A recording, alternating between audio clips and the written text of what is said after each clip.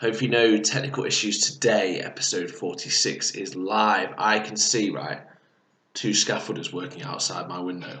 And they'll be like, I wonder what he's doing. I bet he's on a call. And I am on a call, but for a different kind of reason. They're gonna assume that you're on like an important Zoom call though. Yeah, exactly. This guy's changing the world. You're like, well, yeah, work from home, mate. I am changing the world. Just talking about realists. Yeah, I know. Not that many people play it, by the way. It's this sport like normal tennis started from. I won't be going into that conversation. But they're here early in the day. Good for Just them. start barking out the window at them. Did you know? Did you know I'm all right at this game? Well, you're about to be slightly less good as you were 6 months ago.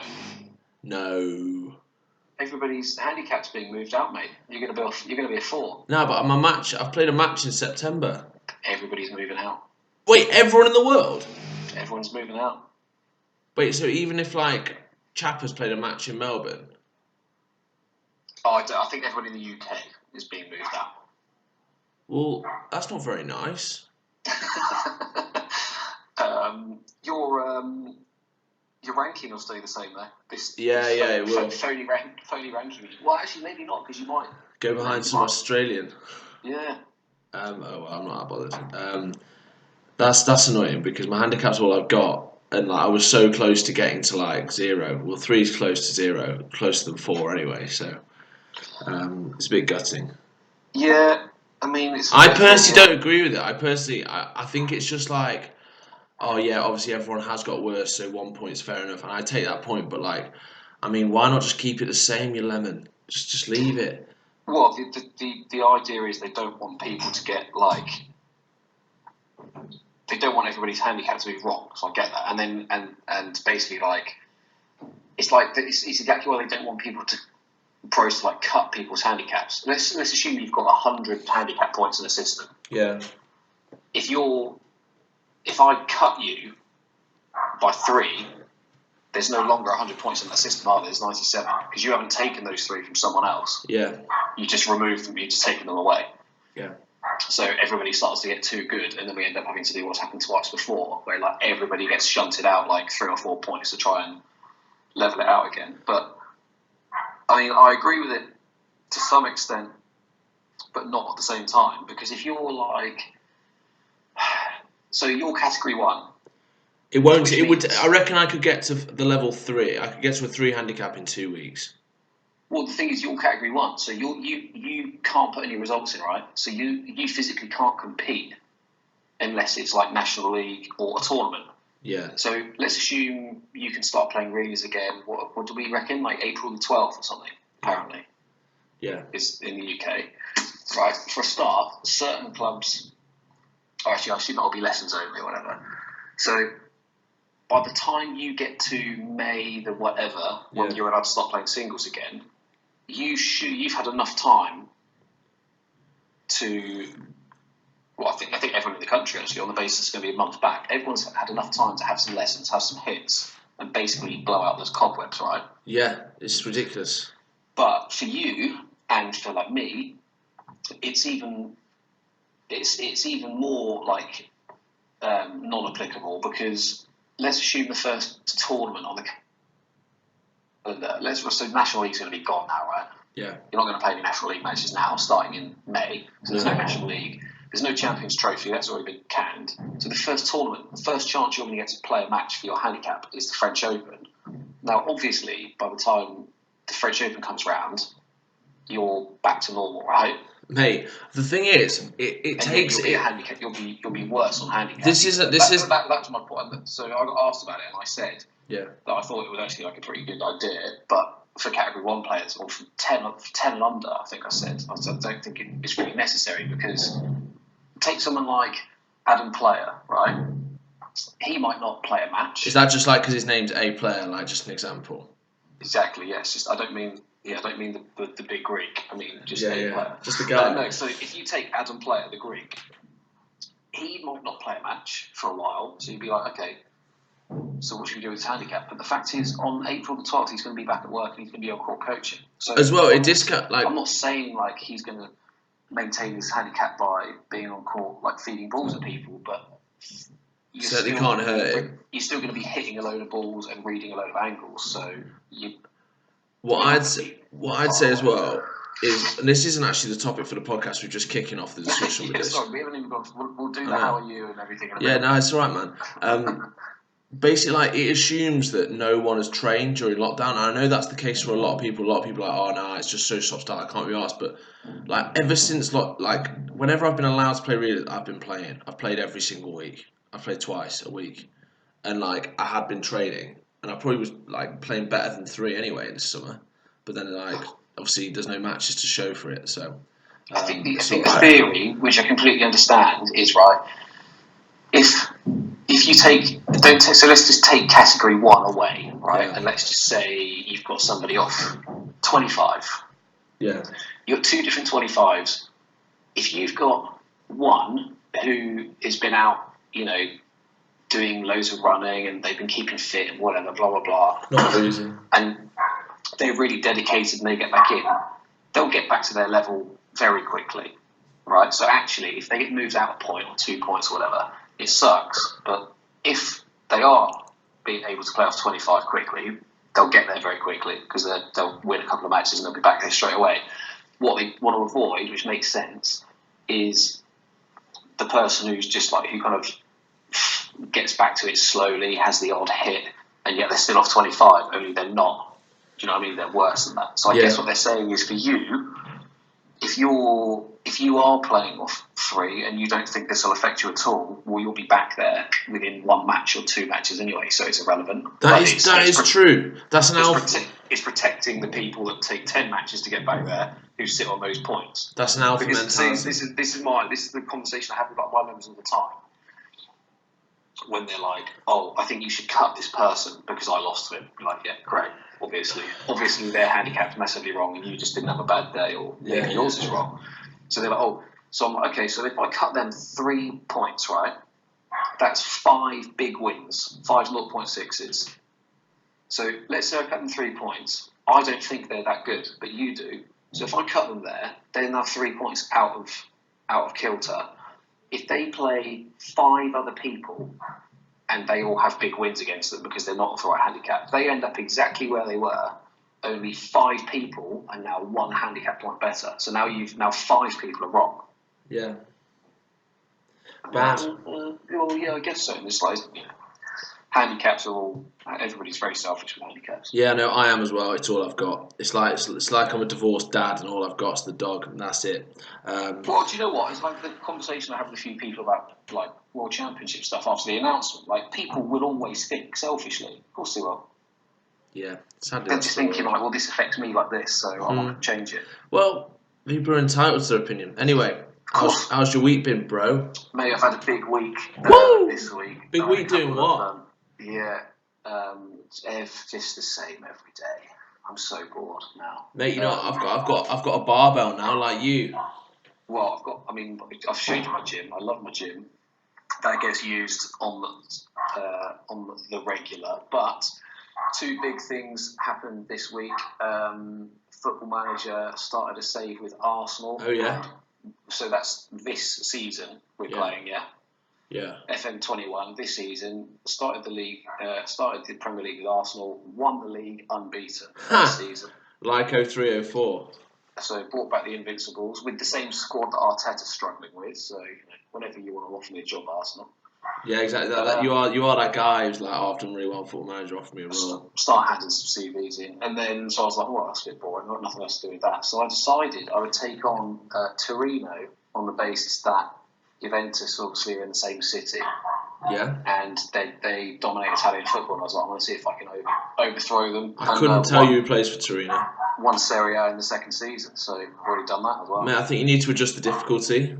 The thing is, just like it's like any game in the world. As soon as you find a set of tactics that work, employ and just watch the results come in.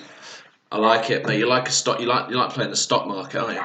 Yeah, exactly. Anyway, how about you? What have you been up to? Working. Changing the world, saving some money.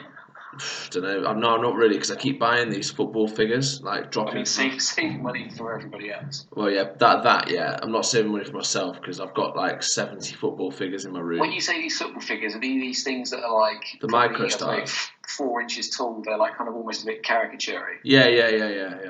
God, I remember when they came out. Mate, they're unbelievable. I got like a Brad Friedel one the other day, so I was quite happy. What happens when these things make their way into your home? Like, where do they go? Well, I put them up in my bedroom as like around the walls. So you've basically got a shrine to hilarious football players. Mate, I'll show you a video when we finish this. You'll have to Sinisa Mihajlovic is your next man. Nah, because they only made these 2000 to 2008, so he was retired. No, I do. Not in 2000, he wasn't. All right. Well, it's quite hard to get Italian league ones. I've got an Enzo Schifo. That's quite rogue. That is quite rogue. I've got my eye on a Savicevic. He was always known as like the best Belgian player ever until literally the last 20 years. Until everyone, the absolute ballers turned up. I know. And I got an Elad Diouf the other day, so I was pretty happy. But nonetheless, mercurial talent. Yeah, no, I might put it on the View from the Hazard story. Right, okay. Well, we thought of a good topic this morning. You thought of a good topic this morning. Yeah, well, you agreed to it. That's the main thing. Well, it's been something that we've been asked about quite a lot, isn't it? Yeah, it is. It is actually, yeah. And without giving it away, I'm not going to start comparing, by the way, and getting into that battle. And that's what people want me to do, and I'm not going to do that. Well, okay. We're going to talk about equipment, and obviously, like, real tennis wouldn't be a game without equipment. People don't play naked. People don't play with their hands. And there is a ball fundamentally, so there's a lot of equipment involved. No protective equipment really. No one really wears goggles, but yeah. What piece of equipment do you want to start with? Well, what do you have set? Well, okay, so like you mentioned kit, right? Yeah. I think that's like a pretty quick one, right? Basically, if it's comfortable, you wear it. But like back in the 90s and whatever, people used to wear these horrible polos, like the heavy, like oversized tops. The heavy cotton with the like full like rugby short. Yeah, rugby like short shorts. Absolutely tragic. I mean, obviously the addition to like dry fit kit has been amazing. I'm sure you don't wear any cotton anymore, right? No, not unless I'm like wearing something for banter. Muscle fit as well, key. To be honest, I just wear whatever's comfortable. It's a bit like those Castore polos. They're not comfortable. Mate, if you want to sell them, let me know. Do you know what's actually really disappointing about one of those as well? Go on. Is I washed it and put it through the tumble dryer and it melted the button. It melted a button? A button's plastic? So basically anything that's kind of light and stretchy is in, because it's all very well and good. I've got some like Nike ones with like with a GB logo on them, and they're tight, but there's not much stretch in them, so I can't wear them. Yeah. There you go. There's another donation for you, mate. Well, we'll see what happens. I'll give you something back. Right. Well, yeah, the kit's not really changed. Tell you what, Play Brave, great kit, great shirts. The ones that seriously, the ones that I wear with the like dark collar, they are the most comfortable shirt I've ever worn in my life. And yeah, the Play Brave. They're not even like the top end Play Brave at all. It's like it's just their like middle of the road, like affordable range, and they are quality. Best I've ever worn. Yeah, Play Brave are good. I like your gold leaf ones, the old ones you used to wear. Well, they were actually just like they were just from like a wholesaler. Oh wow! They were just like a shirt that I just like bought to get embroidered, and they turned up, and you just never know what they're going to be like. I just turned up, put it on, and was like, "Yep, that's really comfy." So that was a lucky win. I rate it. No, it fits me well. I think it's considerably more important than that is like shoes, right? Yeah, shoes are key. Because I would consider kit to be kit and shoes to be equipment. Yeah. What's I mean, the development in shoes has been absolutely ridiculous. Like I'm just picturing a picture of anyone playing reelers in like the 80s, and they're just wearing like the high tech squash trainers or something like that. And well, like all the green flash. Yeah, the Dunlop, and you just think your ankles. I mean, again, we always kind of say we didn't see it played at that point or anything like that, but it obviously goes to show the speed, how much the speed of the game must have increased. Because if you chucked like a pair of those high-tech squash shoes on any of the top 10 now, they wouldn't have any ankles left by the end of like the tournament. The shoe wouldn't exist either. I think it would just be broken. Well, yes, yeah, that's true. Do you know what I mean? It'd be like, like Jack Grealish's boots at the end of the Championship playoff final. Like my shoe's worn out. Sorry. I'm gonna have to retire. Yeah, I know. Well, yeah, shoes have got a lot better. I think there's a lot of like hardcore shoes on it now, like with Salming getting involved. I know that. Yeah, it's amazing how people like they chop and change between like what works for them. So like, like you, yeah. The really old Salming, like the first shoes that Salming had brought out were like really comfortable, and I loved them. Everyone got them. But I don't like any of the new ones. I don't find very comfortable. Yeah. So I've gone back to Asics, which are just like so consistent. Like they just never. The range is big, and they're just so consistent. You can always they're just never bad. You know what I mean? Yeah. What do you want at the moment? You've got some Asics at the moment, haven't you? Some red Asics, yeah. For me, like if the shoe looks cool, I'll wear it. Didn't you buy? You bought some black ones as well, didn't you? You tried to get a bit cool. Yeah, I've got a B pair. Yeah. Are they Asics? Yeah, they are. Yeah, both Asics. Yeah. They're decent. I love my red shoes though so much. Like they're so good. Do you know? I might actually try and find some of those like the R Salmings from years gone by. Yeah, do it. I remember when they went massive. Everyone. Yeah, well, I mean they are massive now, aren't they? Huge. However, that shoes, right? We're not doing socks because socks are just whatever. Well, I think the big thing really, like, I think everybody wants us to talk about rackets, but I mean, the fact is, you've got two racket manufacturers. Yeah. Like, they both produce rackets that last a long time. They're both strong. They both do the job. Like, it's not like we're not talking about rackets. Well, no, it's not like the years gone by when like Harrow came into the market and just produced like balsa wood. Things that used to shatter in your hands and stuff like that. There's two racket manufacturers. It's good for the game to have some competition, and that's that. Yeah, that's rackets. That's rackets. But we can talk about the big thing. Come on, then, let's talk about the balls. Well, I think the balls are the biggest thing, purely just because of the variation, right? Yeah. Yeah, different balls everywhere you go. Like everybody will just pick a different pair of shoes based on what's comfortable for them. But ultimately, when you get on court, you've got the same level playing field because you've both got a pair of shoes on.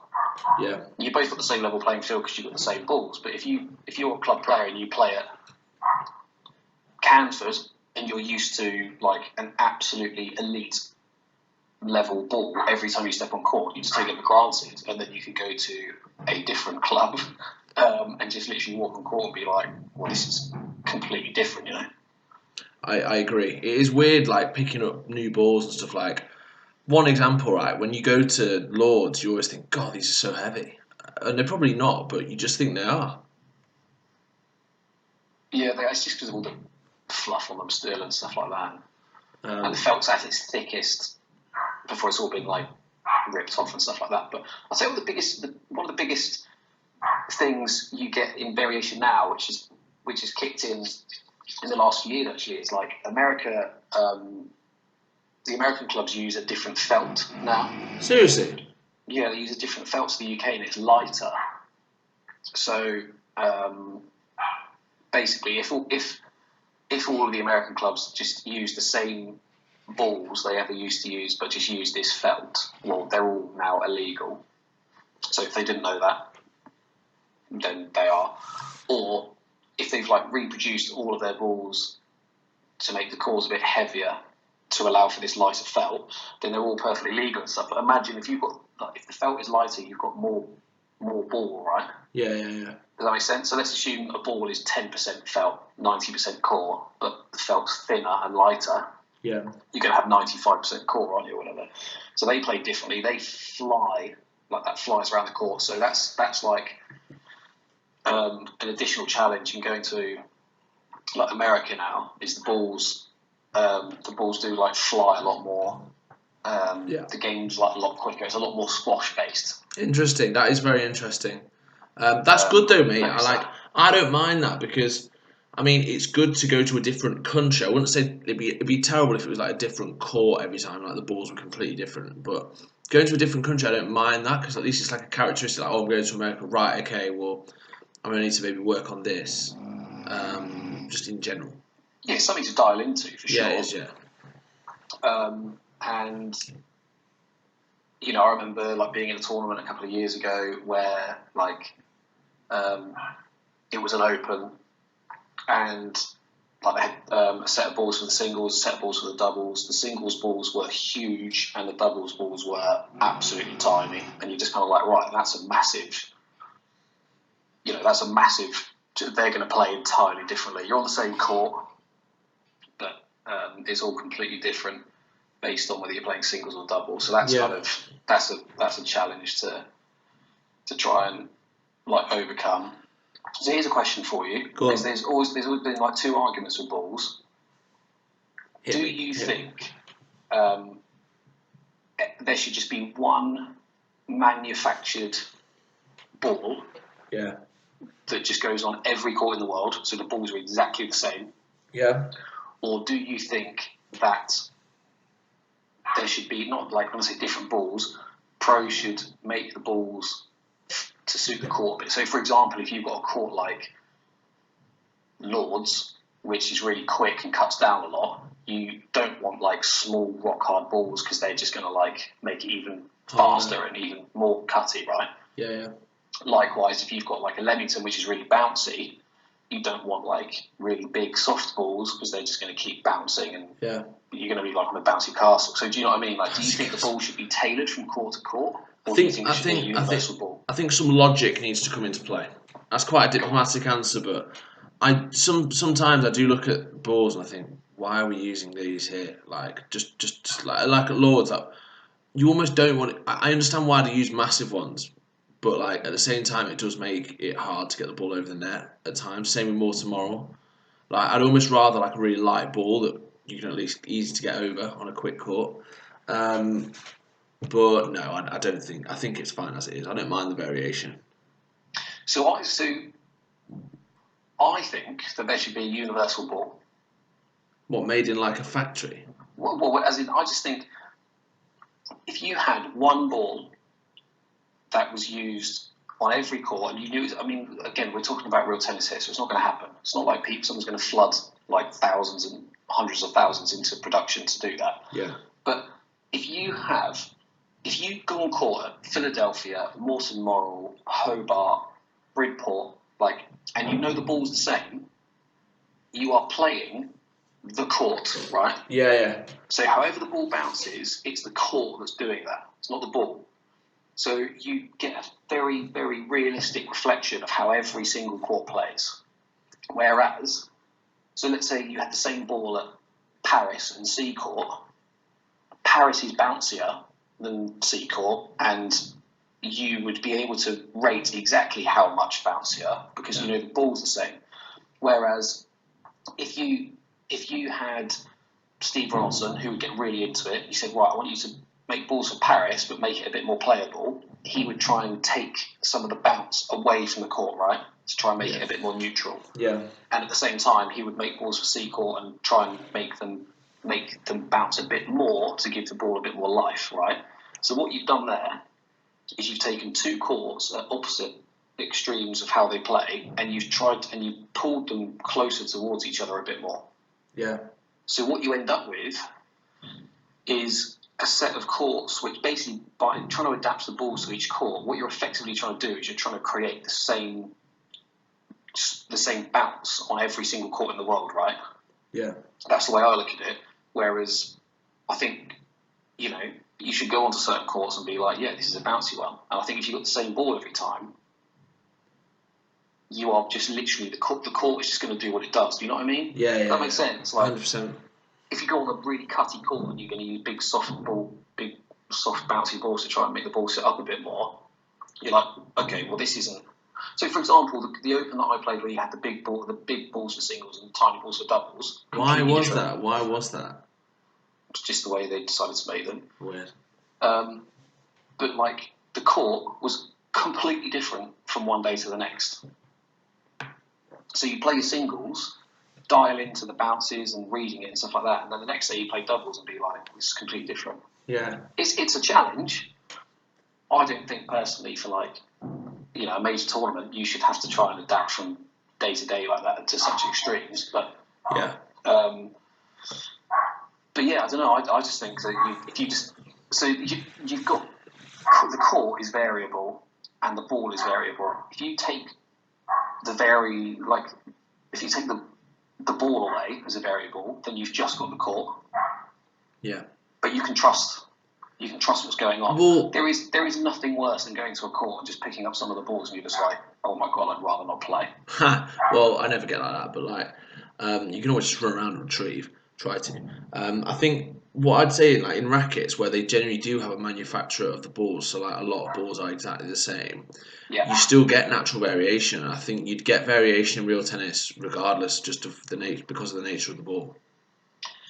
Well, exactly. I mean, yeah, you would, but I think you'd get the variation. So there's nothing worse, right? You could go on. So sometimes, if you go on a court like Fontainebleau of old, which was very bobbly, and you could put the perfect sphere on that court, it could hit the wall and jut off at 45 degrees because of the court, right? But the way it is now, you could go onto a court with like the smoothest walls in the world, like Watermore or something, and the ball could hit it and kick off at a weird angle. You're like, well, that's just not right. And that's obviously not the court, do you know what I mean? Yeah. So you're not playing the court, you're playing the court and the ball. So it's just, there's nothing worse than, you know, being in a rally or whatever and reading the ball, only it doesn't do but it just does something really bizarre. And everybody knows it's done something really bizarre. And you're kind of like, yeah, it's part of the sport. Yeah, people accept that. People do accept that. Like, they do, but for me, I'd rather watch like the highest level of tennis you could possibly watch. And if you've got a set of balls that's behaving bizarrely and making the players look more average, you're not seeing them at their best. So you're not seeing real tennis played as well as it can be on that day, because both players are having to like hack around in horrible conditions. Yeah. But then I don't know. That's probably just me being a bit of a moaner, because I do moan about it all the time. But no, that's not like you.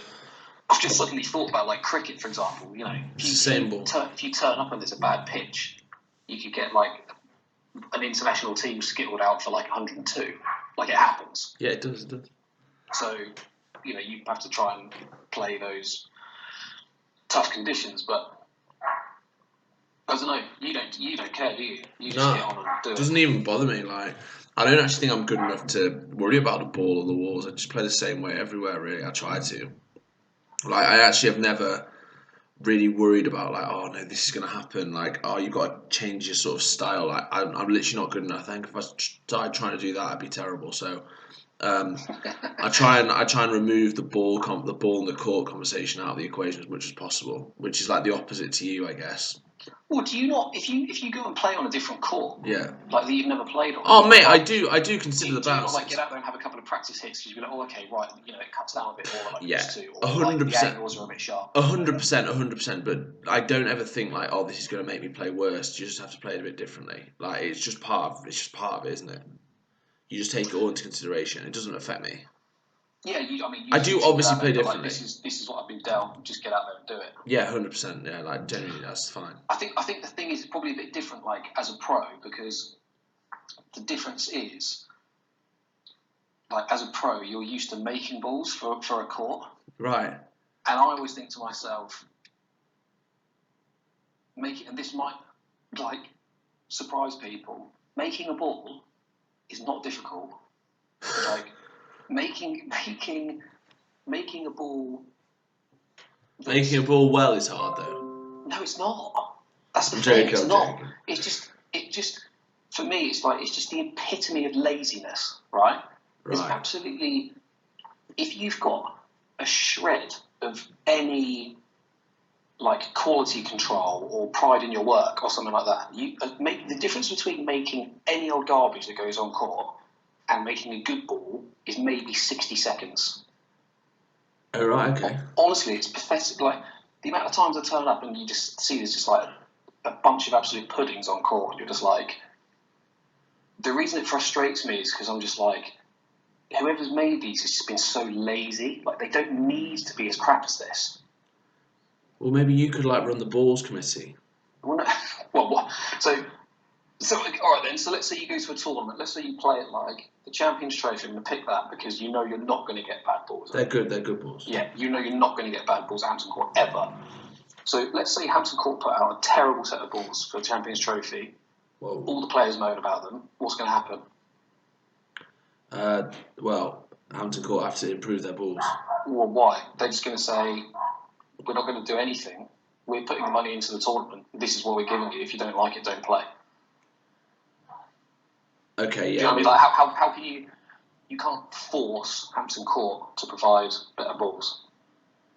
No, but they'll obviously take pride in their balls. They'll try and make it the best they can. Yes, and we're using Hampton Court because we know that would never happen because they've got great balls down there. But let's say all the players complained and there was a ball committee and you go down to Nick Wood and you say, mate, these balls are crap. He might not he's be going there. He's going to go, no, they're not. And he goes, well, all the players think they are. And he's just going to, absolutely right, shrug his shoulders and go, what do you want me to do about it? Yeah, it's true. Well, do you know what I mean? Like, how do you sanction a club for putting bad balls on court? You can't fine them. Well, in cricket, you get fined if you put out a bad pitch. But it doesn't work in this game, does it? Because Hampton Court will turn around and go, okay, well, we won't host this tournament next year. We'll just take a however many £1,000 tournament off the radar. Yeah. So basically, what do you want, pros? I'm saying pros because they get paid. What do you want? Do you want to turn up and make some money and play with whatever we give you, or do you not want the money at all? Oh, the first one, yeah. Exactly. So you can't ever sanction a club for bad balls. But it annoys me because it's not difficult. Do you reckon it's not difficult. Do you reckon ball making in the last 20 years has got better or worse? As a whole, you've been playing for ages. Yeah, God. I mean, I probably wouldn't have even noticed back then.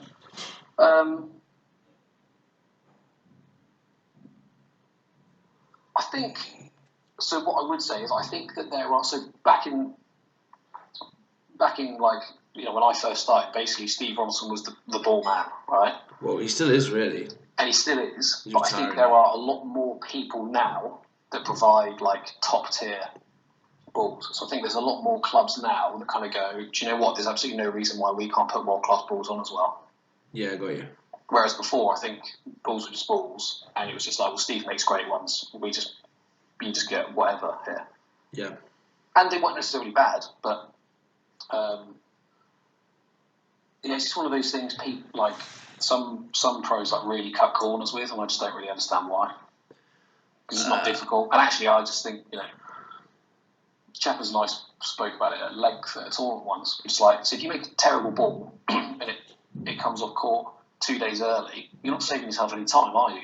No. Because your whole set of balls comes off 2 days. You've got to get the next set ready 2 days quicker. So why not just put in a little bit of quality control? Make sure it's tied. Make sure it's round. Make sure the covers go on tight. Done. They'll just stay out there forever. Well, I mean, everyone has to pass a qualification now to be a pro. So everyone has to be able to make a decent ball. They have the capacity to. Would you agree with that? Yes. So I think, is this a call to all pros in the world to just take a bit more pride? Is that what you're saying? Obviously, take pride. Like, I don't make a ball and go, yes, like put that on a plinth. But I'm also just not like lazy enough to just get it done and chuck it in. Okay. So I'll give you an example only because I've been working with him for a couple of years now. Chris Ailey, when he turned up, his balls were not very good at all. They've got better. They're still not where I want them to be, but they've got better. So he's listened. And you just go to some places and go, how are you making those? And I guess the thing is, if people are just kind of chucking them on court for members, they just won't really notice or won't really care. That's been a big barrier since I moved to Leamington because everyone's like, the balls are better at Morton. They've always been better at Morton. No, it's not true. But that's what they because of the past regime or whatever. So when someone comes to me now and just goes, the balls are better at Morton, they always are. Or they always have been, whatever. I'm like, right, they used to be. I'm not saying they're not now. I'm not saying the balls are anything better. But I'm just saying you're just using that old stereotype. I hate stereotypes, mate. Have your own opinion. Yeah, you're just saying that, Mawson is better than Leamington because it always was. Well, it doesn't mean it is now. If Steve Ronson leaves Canford and some absolute bonehead turns up and can't make balls, you're not going to turn around in 10 years' time and be like, oh, Canford, balls are always great at Canford. They used to be, but now they're crap. Darren makes a good ball, mate. But yeah, I know what you mean. It's like people will always. It's a weird. It's the most variable thing on court. It's not like a golf ball though, because it has to be hand stitched. But anyway, you can't. It's hard to uniformly make a good ball. Well, if you had enough money to throw it, you could easily. Yeah, true. Easily manufacture a ball, but it's the most random. Like, this is the biggest variable on court. And I'm glad that this new training system is putting a lot of thought and time into that side of it, because it just bugs me when people just chuck any old crap out there, and also an argument that I don't get. So if any members are listening to this and they ever hear this from their pro, they're lying. So sorry, pros. When pros decide I just don't have enough time, it's bollocks. Do your homework. Take them home. You just don't have enough time. What are you talking about? Of course you have enough time. Or make time. If you don't have enough time, it's because you're not organised enough. Or it's because you're just trying to do 10 lessons a day and chase the coin. Benoit has said it. Ben said it there. Ben said it. You've heard it here, guys. Just get them done. Just get them done, yeah. Make an effort. Do more. Be better. That's the thing. It sounds bad. It's not all make an effort. You don't need to sit down and get a pair of glasses out and really go stitch by stitch. It just shouldn't be that hard to make it half decent. # manufacturing. Do you know what? That'd be the dream. That's my preference. Is just outsourcing. And do you know what? And then all the pros that say they don't have time, you'd be like, right, we're taking them away from you now. How good is that? Yeah. Now you don't have to waste time making. Then someone would complain about the manufacturing. It would be a never-ending cycle. Yeah, it doesn't matter, because it's a waste of time for pros to make balls. Complete waste of time. Yeah, I agree. Every single club in the country wants more members, right? Yeah. You want this sport to grow. You want more members. You want more people getting into the sport, and yet every single pro in the country is having to spend X number of hours a week literally just sitting in a room stitching balls. And I'm not contradicting myself and saying they don't have enough time. You do have enough time. It's just it's a bad use of their time. Yeah. Well, I think we can wrap this one up about equipment. Ben obviously is a pro. He's very passionate. What do you think about balls? Anyone got a machine that can make them? Can anyone stitch? Which will mean a pro wouldn't have to. Let us know. Let us know in the comments on Insta, whatever. The equipment. Hopefully, be interested to see if I get anything from pros going, I can't believe you said that. You said that. Well, yeah. Or maybe they'll criticise you, being like, you make a terrible ball, Ben. What you want about? And absolutely fine. I'm not saying the balls at Leamington are great. Jesus. I do as well as I can, but I am also qualified. So. I think it will be interesting. Coming out of lockdown, everybody's had absolutely nothing to do but create good, put a good service out for their members. Let's see what happens. A good service? Well, hey, yeah, exactly, yeah. They'll be making loads of balls. There you go. Anyway, so that was almost a rant there. Oh, unlike you again, out of character. Ben doesn't normally do that. Right, well, we're going to talk about the final court on our US tour. So we're not going to talk about Lakewood, Georgian Court, or Green Tree. Hang on, let me just double check. But we think it's the last one because we started up in Boston and went down the coast, didn't we? I did check. I think it is. Yeah, that makes sense. But yeah, so we're going to finish at Chicago. I mean, there's nothing west of Chicago, I hope. I really hope there's not. Not real tennis-wise, no, but there is basketball. There's plenty west. But yeah, so yeah, Chicago, actually the most recent court built in the United States in 2012, I think, was it? No. Do you know what? Yeah. That's probably not far off.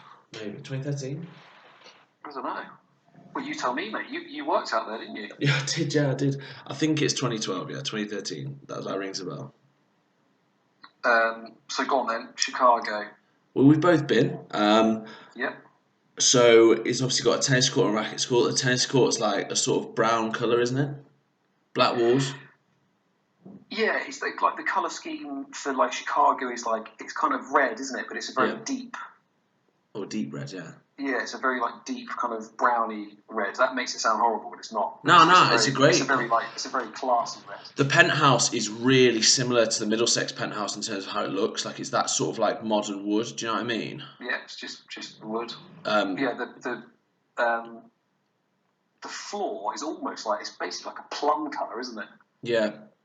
Like cricket ball red. It's good, like darker. It's a good like contrast from the actual ball itself. Yeah. So it goes really well. The netting is all like quite tight, which I quite like. Yeah. Well, you'd hope it's basically brand new. And what I will say is the targets. Genuinely, this is true. The targets are all higher, so they're harder to hit. Yeah, the ledges are high, so... Yeah, when they made it, they wanted to make it hard to hit targets. We're going to tell me that. And I was like, well, you don't struggle, Steve. Make it easy for the rest of us, bro. Stop it. When I played in the US Open last year, played doubles with Steve, we lost in the final. And mate, I remember talking about that in the podcast when we were actually allowed to play real tennis. How bad's that? That's so bad. So I was playing at the back, and... we had a hit that day, and he's like, right, I'll just hit like a basket of Mabels at you. I'm like, oh, good. I have to stand and receive a basket of Steve going to Mabels at me. But I'd kind of get in there and try and volley some, and he'd just like look at me and just be like, mate, that's low. And I'm like, nah, that's not low. There's just no way that's low. And he's like, it is. And you're absolutely right, because those ledges are higher. Everything that you think, sometimes, you think like this ball is definitely in the bottom of the dead on, and it's not there. You can leave a lot more than you think. Yeah. Which is a big mental challenge of playing there, because you kind of, and that's the beauty about court to court, isn't it? When you go to Chicago, you know that you've got a lot more wall space from floor to ledge, so there's a lot more you can leave. Yeah, don't doubt it. You haven't mentioned one of the most amazing things about the court. What, the dog on the wall? Air conditioned. Oh, mate, yeah. Both ways as well. Makes it warmer and colder. Air conditioned. It's just a flat temperature on court all the time. Yeah, that is pretty mint, actually. It's great. Yeah, that is cool. It does go to show, doesn't it, how American clubs, because of the style of the club they have, and it's like a multi-purpose sports venue and stuff like that, how completely different it is. Like, you can walk into Chicago in the middle of winter, and the US Open in Chicago is always in the middle of winter, and it can get to -15, -20. It's savage. And you can walk on court, shorts and t-shirt, and be sweating within 5 minutes because the aircon's there. And then you can walk on court at Hardwick House, which probably hasn't seen a heater since 1872, and you're just like, what am I doing? I'd flip it on the other side as well, and say the courts which are I'm never gonna. Do you know what I mean? The courts which are like a greenhouse, like Manchester, is pure glass at the top. I remember playing there on the hottest day of the year in 2019, and all my days it was like Australia. I'm convinced that was as close to Australia as you'll get in England. Yeah. Well, Australia's pretty hot. I remember going on court in Australia and being like, wow, this is pretty hot. I mean, there's just no temperature control in England at all, is there? Because it never gets extremely cold or extremely hot, so it's not something we invest in. We don't, no home has air conditioning, unless you've got loads of cash, but... You go to America and every house has an air conditioning unit hanging out the window. That's just part of what they do. But yeah, more about Chicago. So, got a cool dead-on area, like a bar, similar to Aiken, I'd say, actually. I'd say the bar area behind the dead-on is similar to Aiken. Similar size. So again, I've not been, but that whole setup on that floor is absolutely perfect, right? You go up the stairs, walk down the side of the realist court. Everybody there is so social. Similar to Boston, actually. On court and have it's like walking. It's like being in Leamington, actually. Yeah. As in the socialness of it. You walk down the corridor in Chicago, and two people will be having a game, and if you said, "Oh, hey buddy, how's it going?" neither player would mind that you've interrupted their game to say that. Yeah. And they'd have a quick how's it going, blah blah blah. And everybody knows each other. It's a really kind of close knit group of members there, isn't it? It's great. And then you've got the rackets court and the pro shop and the realist court. Yeah, it's all like interlinked. All right next to each other, so they're all kind of congregated in that one space. It's really set up well for, like, imagine having like a real tennis and rackets tournament weekend at the club there. Oh, can only imagine. It'd be amazing. In fact, the first time I went out to Chicago, they had the US Pro Singles rackets going on at the weekend before the Real Tennis Open. Yeah, they did. And that was awesome. Great setup there. And it's just, it's the usual pool table, changing room, sauna, steam. Yeah. All of the good stuff. Backgammon. Every American TV. Backgammon. TVs everywhere, like the dining facilities and stuff. It's just absolutely A1, isn't it? It is A1. Yeah, it is A1. I do like that, Jim. But yeah, it's mega. How does the court play? It's pretty bouncy. It's pretty bouncy. It's not like Middlesex though. I mean, it's pretty similar to Middlesex in terms of how it looks, but it plays differently. I think so basically what you're saying is the penthouse looks the same, but bizarrely the court plays different. Yeah, bizarrely. Different balls, mate. American felt. Yeah.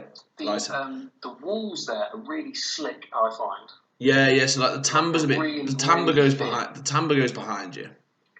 If you hit like a ball cross court and it hits the side wall, you expect it to kind of jump back towards the middle and it stays really thin, I call it. So you've really got to cover like the full width of the ball. It does. It does take a lot of side. Which is good. I mean, the floor. It's just very true, isn't it? It's just it doesn't really. It's very bouncy, but very true. I remember, in fact, the US Open last year was extremely bouncy out there, and the balls would kind of hit the wall and take off. And I think it's just because of the felt and stuff. But I remember marking Darren Long and Josh Smith, and they just kept turning around to me and going God, is that supposed to bounce there? It's really live. I remember watching that game. It was crazy. Crazy bouncy. But I remember marking that and just kind of watching what's going on. You're like, oh, okay, right. This is. I remember having a couple of practices with dads and he wasn't. Neither of us we were both finding it quite tough, shall we say. Oh well, but yeah, no, Chicago is a decent. I had a good game there once against AJ Kemp, which I'll never forget. But I played the best shot. I can't believe we're talking about Chicago. We've mentioned this story a couple of times, probably a few times, and now we're actually talking about the venue itself. I know. Why have you not rolled out the red carpet for yourself? Not even the red carpet, which leads out the front door. It's a really red car. It's really red. But I played the best shot in the entire world, didn't I?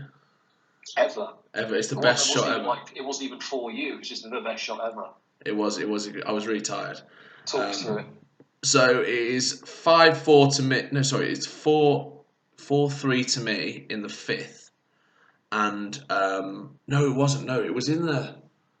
No, it was 5-4 to me. I think in the fifth. Oh, was it? Was it 4-3?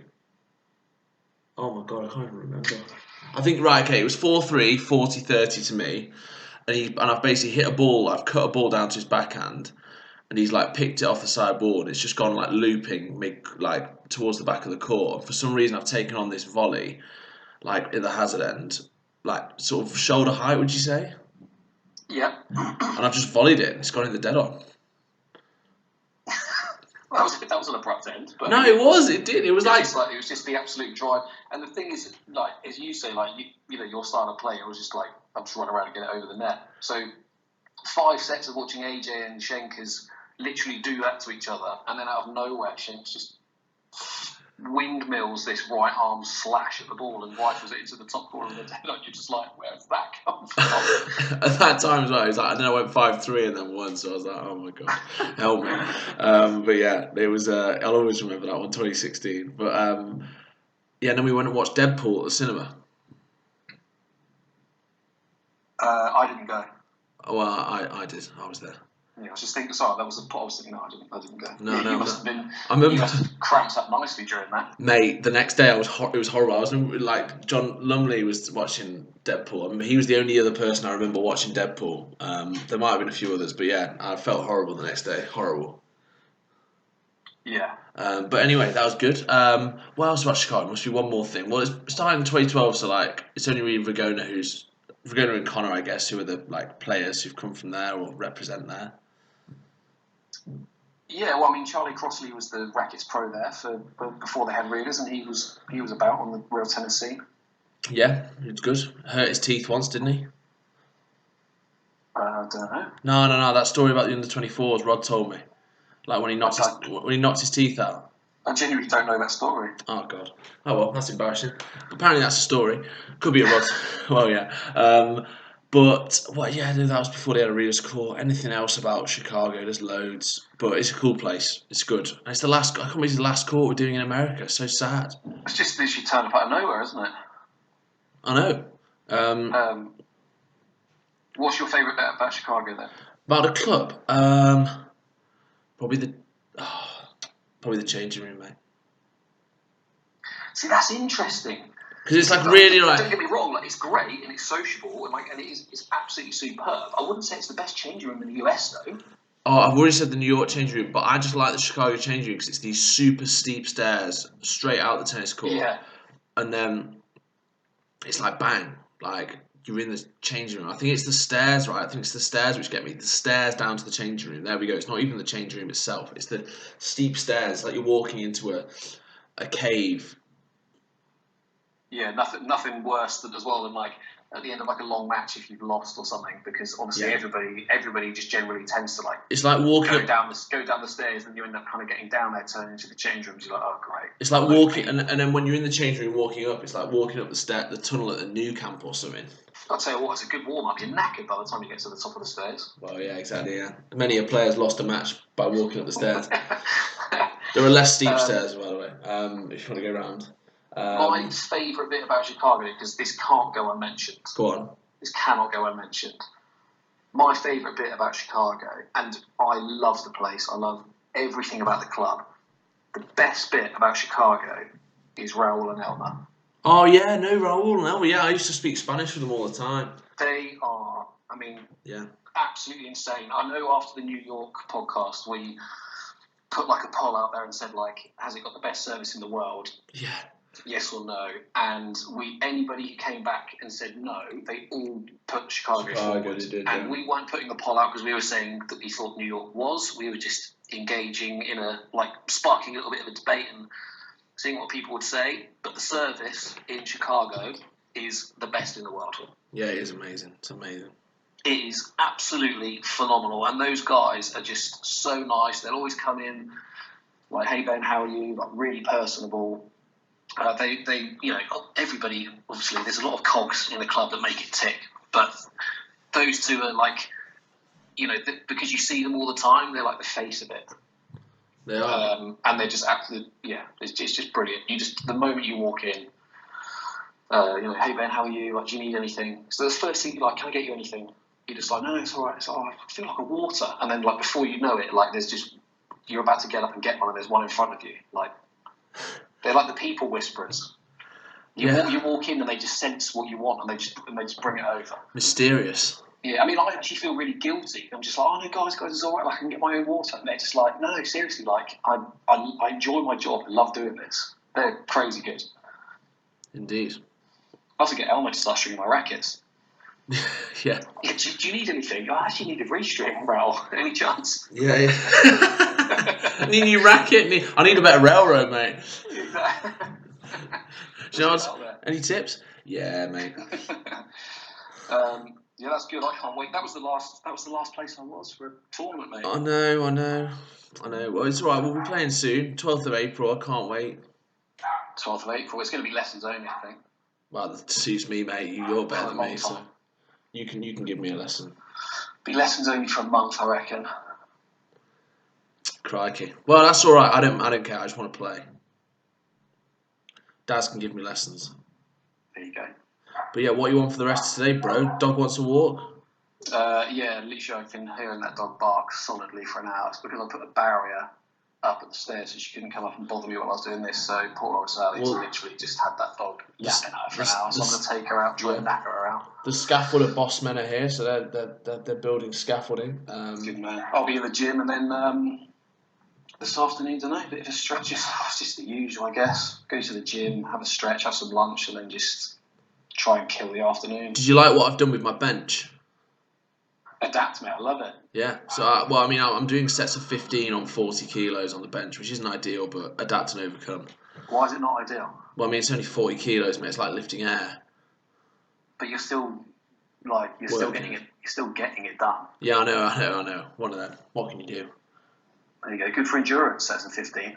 Yeah, exactly. Should be sets of 30. Super set. For all of that chest endurance. That's what I've never really understood about bench press. Like, why do you need good chest endurance? Anyway, sets of 15 will do that for you. To look better in pictures, right? That is basically it. Endurance. But nonetheless, enjoy the dog walking, and let me know. I'm sure you'll have loads of content for next week's episode.